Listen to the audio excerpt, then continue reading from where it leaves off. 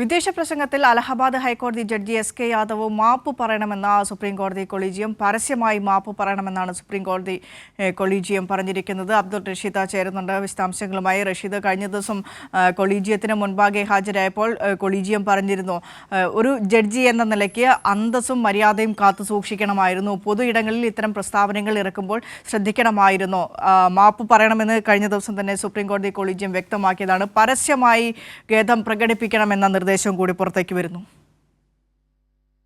വിനീഷ സൂചിപ്പിച്ചതുപോലെ തന്നെ കഴിഞ്ഞ ദിവസം ഇത്തരത്തിൽ എസ്.കെ. യാദവ് കൊളീജിയത്തിന് മുന്നിൽ എത്തിയപ്പോൾ തന്നെ വലിയ രീതിയിലാണ് സുപ്രീം കോടതി കൊളീജിയം അദ്ദേഹത്തെ വിമർശിച്ചത്. എന്തായാലും വിശ്വ ഹിന്ദു പരിഷത്തിന്റെ ചടങ്ങിൽ പങ്കെടുത്ത് നടത്തിയ വിവാദ പ്രസംഗത്തിൽ പരസ്യമായി ഖേദം പ്രകടിപ്പിക്കണമെന്നാണ് ഇപ്പോൾ അലഹബാദ് ഹൈക്കോടതി ജഡ്ജി എസ്.കെ. യാദവിനോട് സുപ്രീം കോടതി കൊളീജിയം ആവശ്യപ്പെട്ടിരിക്കുന്നത്.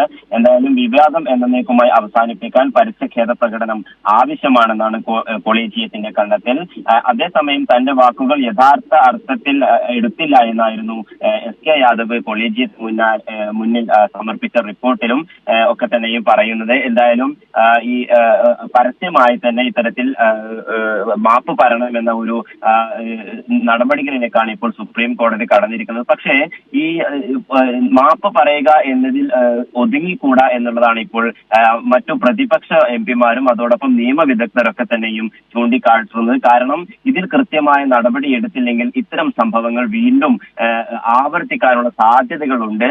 ഇത് കണക്കിലെടുത്തുകൊണ്ട് തന്നെ ഇദ്ദേഹത്തെ ഇംപീച്ച് ചെയ്യണമെന്ന ഇംപീച്ച് നടപടികളിലേക്ക് സുപ്രീം കോടതി കടക്കണമെന്ന ആവശ്യമായാണ് ഇപ്പോൾ പ്രതിപക്ഷ എംപിമാരും മറ്റു നിയമവിദഗ്ധരൊക്കെ തന്നെയും രംഗത്തെത്തിയിട്ടുണ്ട്. വിനിഷ, പക്ഷെ അക്കാര്യത്തിൽ കൊളീജിയത്തിന്റെ ഭാഗത്ത് നിന്ന് എന്തെങ്കിലും ഒരു പരാമർശമോ തീരുമാനമോ ഉണ്ടായോ? കാരണം ഇംപീച്ച് ചെയ്യണമെന്ന് 55 എംപിമാർ ഒപ്പിട്ട 50 എംപിമാർ ഒപ്പിട്ടാൽ മതി ഇംപീച്ച്മെന്റ് നോട്ടീസ് നൽകാൻ. 55 എംപിമാർ ഒപ്പിട്ട ഇംപീച്ച്മെന്റ് നോട്ടീസ് ആയിരുന്നു കഴിഞ്ഞ ദിവസം സഭയിൽ നൽകിയത്. പക്ഷേ ഇക്കാര്യത്തിൽ ഒരു തീരുമാനം കൊളീജിയത്തിന്റെ ഭാഗത്ത് നിന്ന് ഉണ്ടായിട്ടുണ്ടോ? ഇംപീച്ച്മെന്റ് നടപടികളിലേക്ക് കടക്കാൻ ഒരുങ്ങുന്നുണ്ടോ?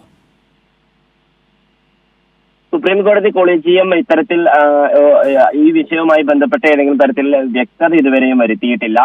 പക്ഷേ ഈ ആവശ്യവുമായി മുന്നോട്ട് പോകുമെന്ന് തന്നെയാണ് എംപിമാരൊക്കെ തന്നെയും സൂചിപ്പിക്കുന്നത്. ആദ്യഘട്ടത്തിൽ സുപ്രീം കോടതി കൊളീജിയത്തിന്റെ ഭാഗത്ത് നിന്ന് വരേണ്ട ഒരു നടപടിയുമല്ലല്ലോ സഭാ നടപടികളിലേക്ക് എന്ന നിലയ്ക്ക് സഭയിൽ തന്നെയാണ് ഇംപീച്ച്മെന്റ് അടക്കമുള്ള കാര്യങ്ങളുടെ നടപടികളിലേക്ക് വരേണ്ടത്.